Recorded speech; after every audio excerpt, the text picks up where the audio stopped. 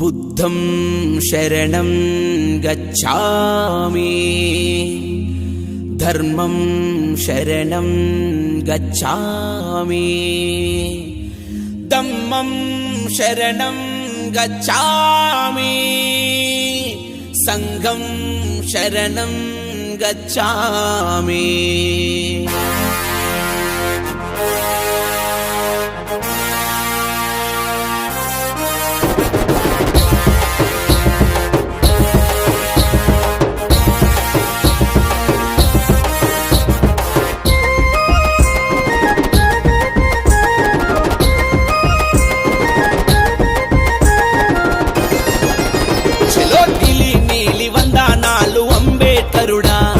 బడుగులకు వెలుగు రేఖ ఓ భాస్కరుడా, ముందుగానే నీ పాట పాడుకుందుమో, డప్పుల దరువుళ్ళు వేసి ఆడుకుందుమో. అంబేద్కరు ఆశయాల పునాదులు మనమైతే ఎగరదయ్యో లాల్ కిల్లల నీలి జెండ. చలో నీలి నీలి వందనాలు అంబేద్కరుడా, బడుగులకు వెలుగు రేఖ ఓ భాస్కరుడా, ముందుగానే నీ పాట పాడుకుందుమో, డప్పుల దరువుళ్ళు వేసి ఆడుకుందుమో.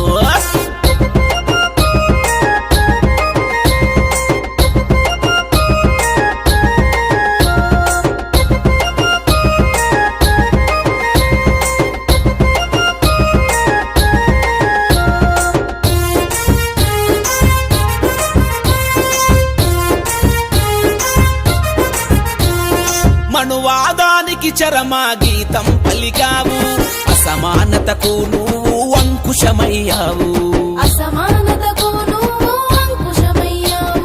సబ్బండ వర్ణాల దేవుడవయ్యావు, రాజ్యాంగ గణతంత్ర రణతంత్రమే నీవు, దారెంట పోరాట పువ్వులు పరిచావు, అంటరాని తనాన్ని మంటలో నగాల్చావు. నీలి నీలి బొల బొల నీలి నీలి అరరర నీలి నీలి వందనాలు అంబేద్కరుడా, బడుగులకు వెలుగు రేఖ ఓ భాస్కరుడా, ముందుగానే నీ పాట పాడుకుందుమో, డప్పుల దరువుళ్ళు వేసి ఆడుకుందుమో.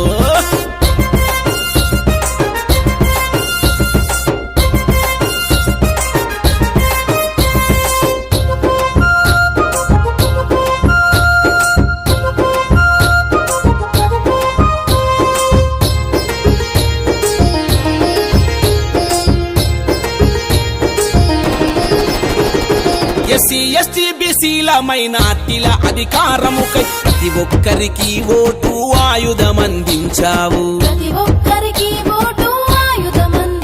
అగో అంబేద్కరు అంటేనే ఒక దళితుల సొంతం కాదు, బహుజనులకు బంధువు బిఆర్ అంబేద్కరుడు. గొప్ప గొప్ప చదువులను పట్టుదలతో చదివి నీవు ప్రపంచ మేధావిగా వెలుగొందిన విధాత. నీలి నీలి అరెరెరె నీలి నీలి చలో నీలి నీలి వందనాలు అంబేద్కరుడా, బడుగులకు వెలుగు రేఖ ఓ భాస్కరుడా, ముందుగానే నీ పాట పాడుకుందుమో, డప్పుల దరువుళ్ళు వేసి ఆడుకుందుమో. చలో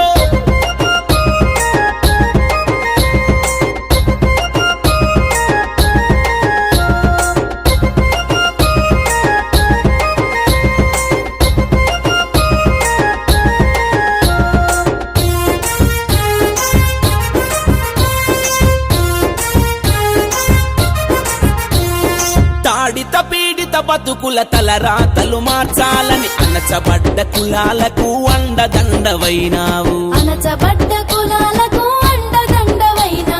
అణిగి మణిగి ఉండకుండా పులిలా గర్జించావు, నింగి నేల విస్తరించి నీలి రంగువైనావు, సలసలసల కాగేటి నిప్పు కనికవయ్యావు, తుప్పు పట్టే చట్టాలను తుంగలోన తొక్కావు. నీలి నీలి అరరర నీలి నీలి బలబల నీలి నీలి వందనాలు అంబేద్కరుడా, బడుగులకు వెలుగు రేఖ ఓ భాస్కరుడా, ముందుగానే నీ పాట పాడుకుందుమో, డప్పుల దరువుళ్ళు వేసి ఆడుకుందుమో.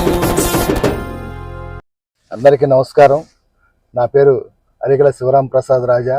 నేను బెజవాడ బార్ అసోసియేషన్ జనరల్ సెక్రటరీని. ఈ నెల 27వ తారీఖు నాడు జరుగు కృష్ణా గుంటూరు జిల్లాల గ్రాడ్యుయేట్స్ ఎమ్మెల్సీ ఎన్నికల్లో ఎమ్మెల్సీ అభ్యర్థిగా నేను పోటీ చేస్తున్నాను.